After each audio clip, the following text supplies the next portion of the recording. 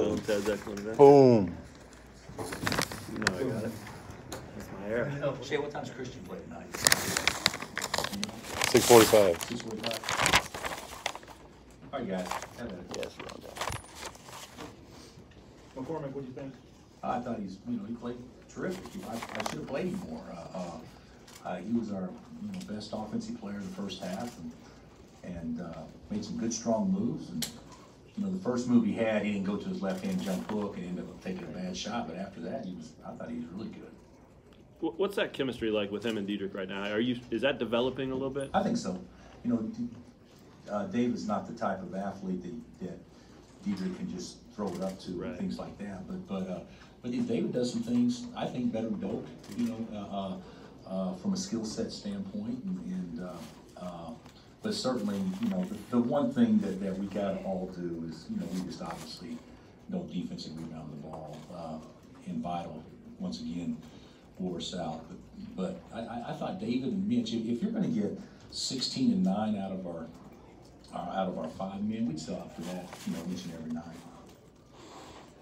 You mentioned the rebounding. It seemed like Diedrich responded after he got hit in the face there in the second half. Had a much better, more assertive. Yeah, I think that's probably right. Diedrich gets numbers. He had 23 and 14 tonight, and I told him after the game that should have been 32 and 18. He missed a lot of bunnies in the first half. He got 7 good looks in the first half that he didn't make. That we'd sell out for that every day. I actually thought our offense against their zone was the best it's maybe ever been, but we missed a lot of easy shots. It was a boring game, not a lot of flow, but we were able to keep them at an arm's length the entire game. But the reality is we had a chance to put our foot on the throat a little bit and let them off the hook. What was your message to Diedrich at halftime? Just being very candid. You got to be better than this. You're better than this, and I don't know.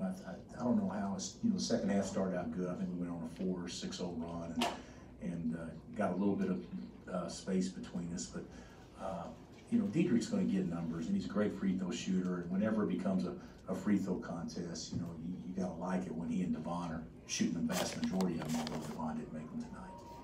David, you got a couple of lob dunks in the post shot. What did you think of your execution there? On those 2 plays, yeah. I thought pretty good. When you play against a zone, at least this is my experiences. You maybe have 4 or 5 things that you can go to, or sometimes maybe 6 or 7. But the reality of it is, it's about players playing, getting in slots, making 2 people guard them, things like that. Where man to man, you can say, okay, you screen this guy, and we're going to get you open here. Zone's a little bit different because it can take different shapes and everything. And the teams that really know how to play, you can tell when they play against the zone more so than a man. And I didn't think that we were anything exceptional, but I thought we were pretty solid, and I thought that we executed those 2 plays pretty well. And I think Hugh made both passes, which were good. But we didn't run many plays, but we ran plays. We got exactly what we wanted today. We got a, Diedrich scored over the top there late, which was important, and so we executed okay. It's just that the game just didn't have any fun, which obviously is a little disappointing in the last game this year. Postseason play coming. Do you like the way you guys are playing? Have you thought about it, or? Have I thought about it? I mean, hell, Shay, they pay me to think about it. I know the season. I thought about it. I actually don't really think that I'm in love with how we're playing, but I also don't think that I'm, ultra concerned with how we're playing. You're going to be concerned this time of year because from this point forward, it's one and done, so to speak, if you lose in both tournaments.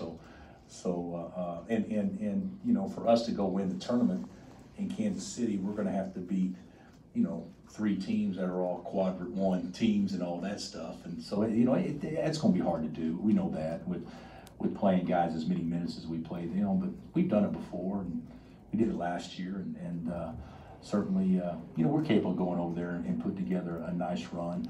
I think it'll be good for us to kind of get our batteries recharged. Whether whether I want to admit it or not, it's deflating not winning the league. I mean, it was deflating to them not winning the league, even though we end up not being in the game to win the league because we lost by 2 games. But I think a little bit of time between that and the next thing will probably help us a little bit. Was that an important part of today at all? Just regain that confidence after the other night? Even if it is just a little? I think the important, today to me was a seed game. Mm-hmm. It wasn't didn't mean anything for the league. We were going to play Texas no matter what in the first round. But it was a seed game that you're not going to improve your seed if you win, but you can certainly hurt your seed if you lose. And so that's kind of how I looked at today. What's it going to be like for you just in the postseason to take such a young team into this? We've actually taken some young teams before, but I don't think we've ever started 4 freshmen in the deal. So you know what? I don't know. I mean, it's 50 first dates. Every Drew Barrymore could star with our team. Wasn't that the name of that movie? Yeah. Yeah. Because it's something new every day. Nice pull.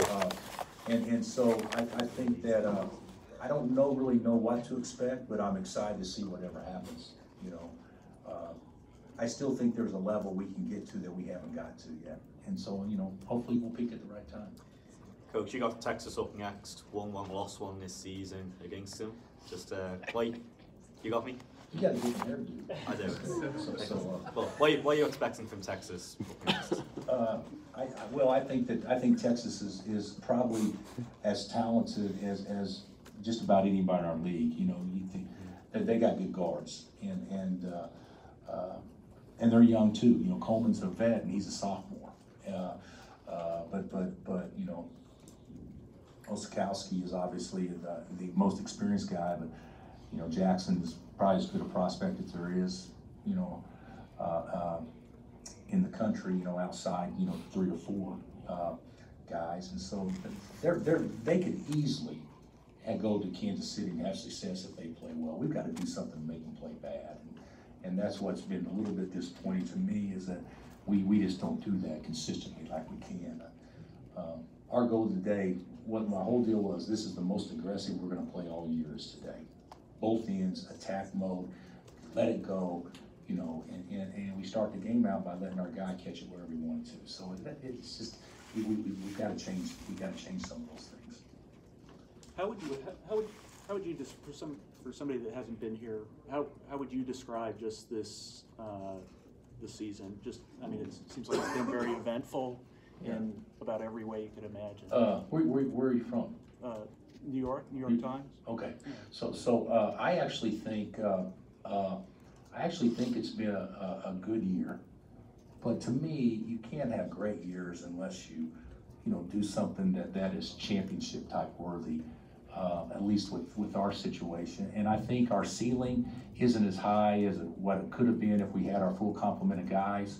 But I also believe that without those full complement of guys, I'm not sure 23-8 is a bad record.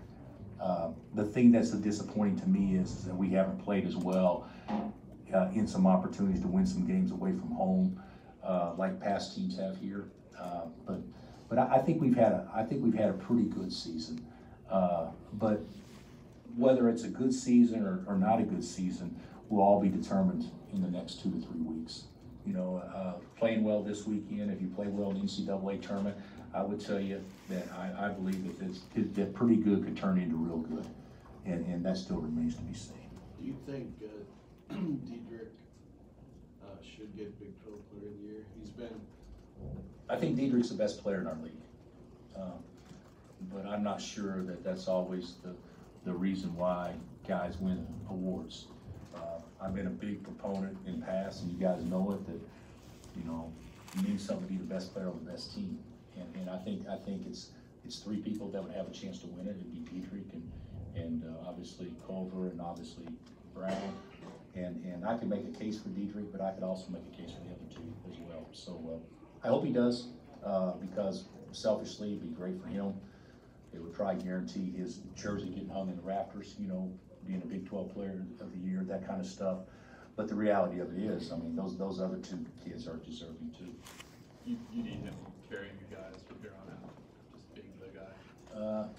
Yeah, well, you know, he could be the guy and not score as much. He could be a guy that could be our best facilitator if they trap him all the time. There's a lot of things he can do, but I do think he needs to be our best player moving forward. You know, there's a lot of really good players out there that don't get numbers, and he naturally gets numbers. So, you know, in the NCAA tournament game, if you get 23 and 14, there's a good chance your team will probably have an opportunity to advance, and we're going to need that from him. Is that a huge part of Dave's success too? I mean, giving him that freedom, knowing Diedrich's going to attract the crowd, Dave's got to deliver on the opposite side or whatever it is? Maybe, but I don't think that was the reason tonight. That's how Baylor played their zone. Yeah. So I don't think that. But I tell you what Baylor did. They tried to keep the ball away from Diedrich in the middle, which made David isolated on down low. So yeah, David definitely benefits from Diedrich's presence, without question. All right, Coach. Okay, guys. Thanks, Coach.